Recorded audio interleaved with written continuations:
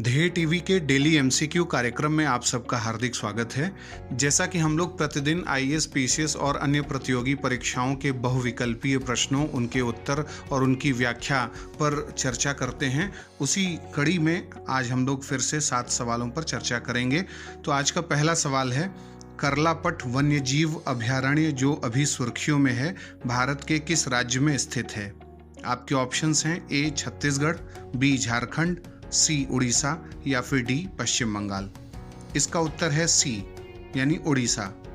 उड़ीसा के कालाहांडी जिले में स्थित करलापट वन्यजीव अभयारण्य अभी सुर्खियों में है क्योंकि इस क्षेत्र के पास बॉक्साइट माइनिंग को लेकर विरोध हो रहा है।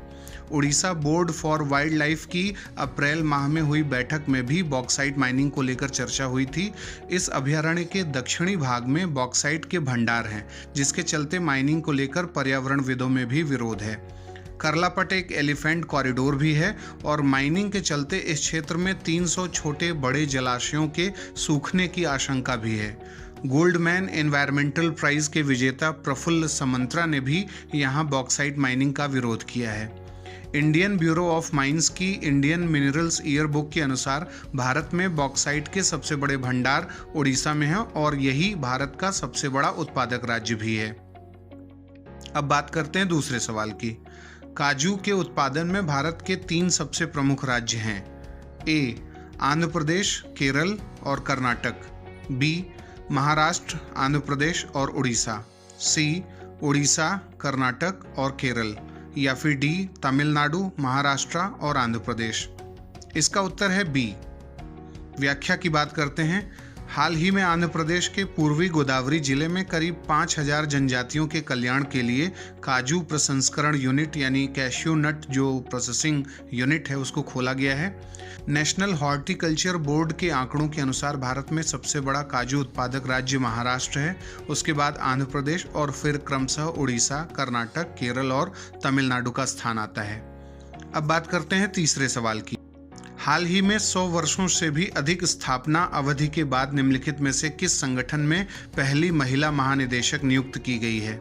ऑप्शंस हैं A botanical survey of India, B zoological survey of India, C WWF India या फिर D national board of wild life. इसका उत्तर है बी। व्याख्या की बात करते हैं। Dhriti Banerjee Indian zoological survey की पहली महिला निदेशक नियुक्त की गई हैं। पिछले 105 वर्षों में यह पहली बार है जब कोई महिला ZSI की डायरेक्टर नियुक्त की गई है। कैबिनेट की नियुक्ति समिति ने यानी अपॉइंटमेंट कमेटी ने उनके नाम पर मुहर लगाते हुए उन्हें यह जिम्मेदारी दी है। ZSI की स्थापना 1 जुलाई 1916 को हुई थी और इसका मुख्यालय कोलकाता में है और वर्तमान में इसके 16 रीजनल सेंटर्स देश के विभिन्न भौगोलिक स्थानों में कार्यरत हैं।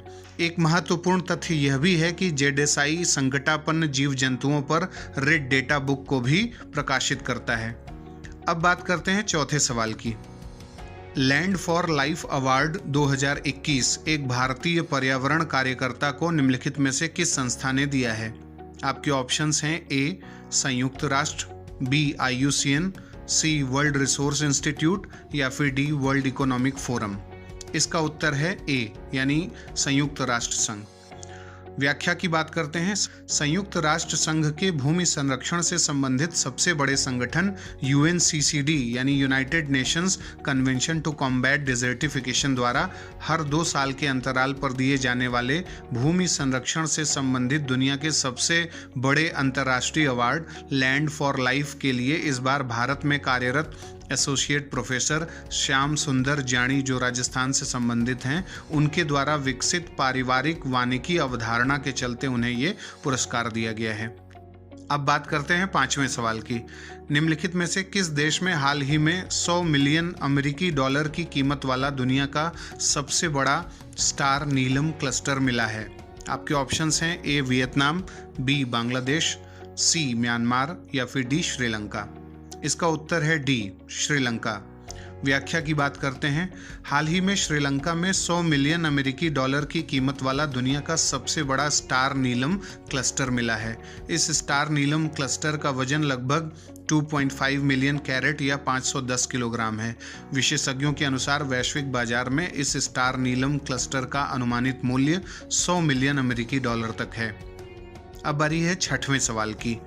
हबल टेलीस्कोप को हाल ही में किस ग्रह के चंद्रमा गैनीमीड पर जल वाष्प का पहला प्रमाण प्राप्त हुआ है?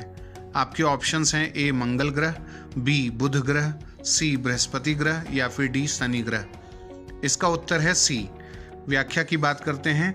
वैज्ञानिकों ने हबल स्पेस टेलीस्कोप की मदद से बृहस्पति के बर्फीले चंद्रमा गैनीमेड के वातावरण में जल वाष्प का वाटर वेपर का पहला सबूत खोजा है। शोधकर्ताओं ने चंद्रमा की बर्फीली सतह से जल वाष्प के थर्मल पलायन की खोज की, जो गैनीमीड पर एक उच्चीकृत जल वातावरण की ओर इशारा करता है, और ये शोध परिणाम नेचर एस्ट्रोनॉमी जर्नल में भी प्रकाशित हुए थे। और अब बारी है आज के अंतिम सवाल की, सातवें सवाल की। हाल ही में भारत के विदेश मंत्री ने पूर्व एशिया शिखर सम्मेलन में कहा है कि दक्षिण चीन सागर पर आचार संहिता पूरी तरह से अंकलॉस के अनुरूप होनी चाहिए। UN convention on the law of the sea किस वर्ष प्रभाव में आया था? आपके ऑप्शंस हैं ए 1982, बी 1986, सी 1988 या फिर डी 1994। इसका उत्तर है डी, यानी 1994।